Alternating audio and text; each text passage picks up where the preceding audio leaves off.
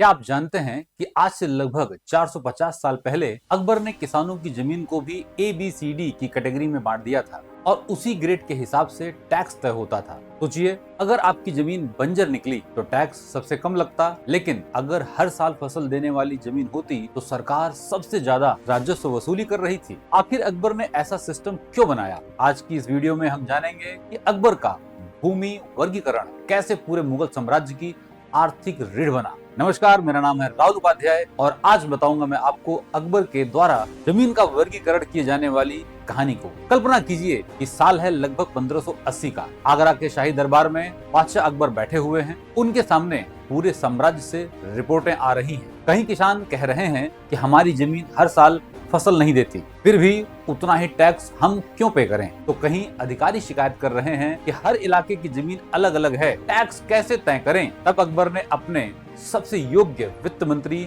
राजा टोडरमल की मदद से एक ऐसे सिस्टम का इजाद किया जिसने भारत की राजस्व व्यवस्था ही बदल दी। उन्होंने कहा, हर जमीन एक जैसी नहीं होती, इसीलिए हर जमीन पर एक जैसा कर भी नहीं होना चाहिए। यहीं से शुरू हुआ भूमि का वर्गीकरण। सबसे पहली भूमि आती है पोलज। ये सबसे उपजाऊ भूमि होती थी जिस पर हर साल लगातार खेती होती रहती थी। इसे कभी भी खाली नहीं छोड़ा जाता था, यानी यह किसानों की गोल्ड कैटेगरी थी, इसीलिए इस पर सबसे नियमित और स्थिर राजस्व लिया जाता था। दूसरी भूमि होती थी परती भूमि। यह ऐसी जमीन थी जिसे 1 या 2 साल के लिए खाली छोड़ दिया जाता था। क्यों? क्योंकि मिट्टी फिर से अपनी उर्वरकता वापस पा सके। आज इसे हम सॉइल रिकवरी या सॉइल फर्टिलिटी रिस्टोरेशन कहते हैं। उसकी समझ उस समय भी थी। तीसरी भूमि होती थी चाचर। यह जमीन 3 से 4 वर्षों तक खाली रहती थी, यानी इसकी उर्वरकता काफी कम हो चुकी थी। ऐसी भूमि पर खेती दोबारा शुरू करने में अधिक मेहनत लगती थी। अब आती है सबसे खराब श्रेणी, जिसको कहा जाता था बंजर भूमि।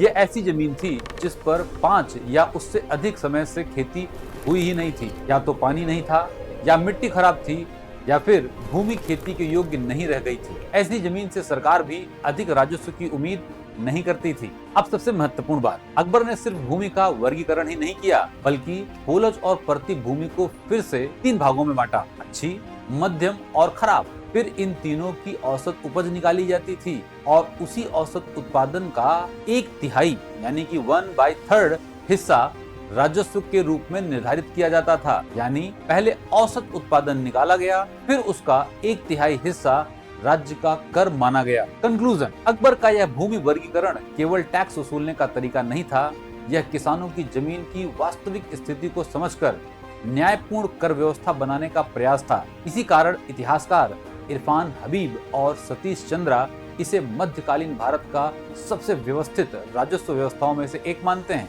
अगर आपको लगता है कि अकबर सिर्फ युद्ध जीतने वाला शासक था, तो यह वीडियो ये साबित करता है कि वह एक बेहतरीन प्रशासक भी थे। ऐसे ही इतिहास को कहानी की तरह समझने के लिए हमारे चैनल को सब्सक्राइब कर लें और ये वीडियो अपने दोस्तों तक शेयर जरूर करें। धन्यवाद।